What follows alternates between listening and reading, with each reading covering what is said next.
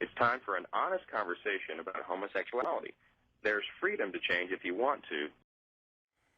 CNN K-File, Andrew Kaczynski is out front. So, Andrew, that's, pretty unambiguous. But what else did you find? Yeah, so for years, Johnson worked with this group called Exodus International on an anti-gay event aimed at teens. Now, Exodus was a leader in what was called the ex-gay movement. We talked a little bit about it in that intro, where they claimed that you could essentially change somebody's sexuality through counseling, through prayer. They basically treated being gay as a mental illness. Now, Johnson and this group, when he was an attorney at this socially conservative organization called the Alliance Defense Fund, collaborated on this event called the Day of Truth. And this was actually in response to a pro-gay event called the Day of Silence.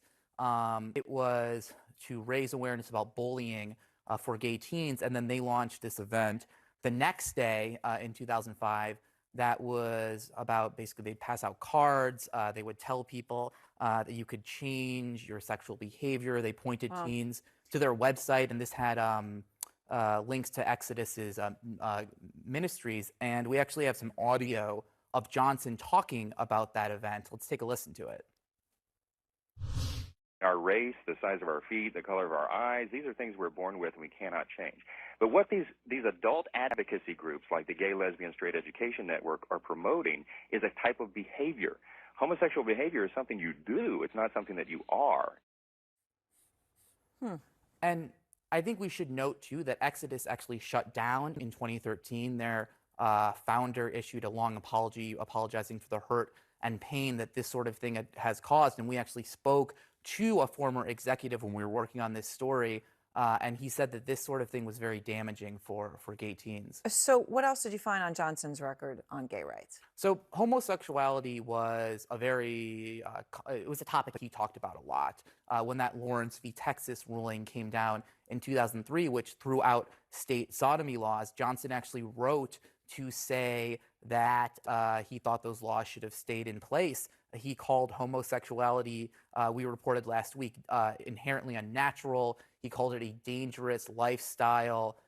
He was very against same-sex marriage, and he actually said it was going to bring down democracy. And then he said people would be marrying their pets, like goldfish, cats, things like that. And he even shared this sort of odd pseudoscientific or historical theory that the Roman Empire fell because of homosexuality. And we have a clip of that as well.